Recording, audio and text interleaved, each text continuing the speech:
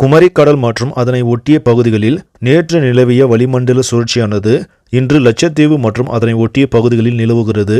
இதனால் இன்று தென் தமிழகத்தில் ஒரு சில இடங்களிலும், வட தமிழகத்தில் ஓரிரு இடங்களிலும், புதுவை மற்றும் காரைக்கால் பகுதிகளிலும் லேசானது முதல் மிதமான மழை பெய்யக்கூடும். கன்னியாகுமரி, திருநெல்வேலி, தூத்துக்குடி, ராமநாதபுரம், தஞ்சாவூர், திருவாரூர், நாகப்பட்டினம் மற்றும் புதுக்கோட்டை மாவட்டங்களில் ஓரிரு இடங்களில் கனமழை பெய்ய வாய்ப்புள்ளது. 20 மற்றும் 21ஆம் தேதி தென் தமிழகத்தில் ஒரு சில இடங்களிலும், வட தமிழகத்தில் ஓரிரு இடங்களிலும், புதுவை மற்றும் காரைக்கால் பகுதிகளிலும் லேசானது முதல் மிதமான மழை பெய்யக்கூடும். 22, 25ஆம் தேதிகளில் தமிழகத்தில் ஓரிரு இடங்களிலும், புதுவை மற்றும் காரைக்கால் பகுதிகளிலும் லேசான மழை பெய்யக்கூடும். சென்னை மற்றும் புறநகர் பகுதிகளில் அடுத்த 24 மணி நேரத்திற்கு வானம் ஓரளவு மேகமூட்டத்துடன் காணப்படும்.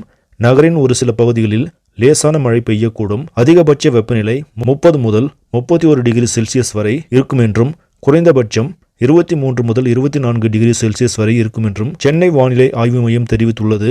அடுத்த 48 மணி நேரத்திற்கு வானம் ஓரளவு மேகமூட்டத்துடன் காணப்படும்.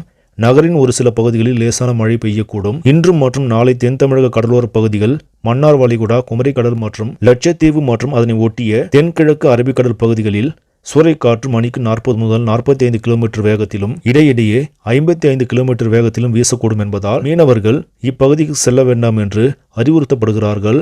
இவ்வாறு சென்னை வானிலை ஆய்வு மையம் தெரிவித்திருக்கிறது. கடந்த 4 நாட்களாக தென் தமிழகத்தில் கொட்டி தீர்த்த கனமழை சற்று ஓய்வெடுத்திருக்கும் நிலையில் வரும் நாட்களில் அதிக கனமழைக்கு வாய்ப்பில்லை என்று இதன் மூலம் தெரிகிறது. இதனால் மக்கள் சற்று நிம்மதியடைந்துள்ளனர்.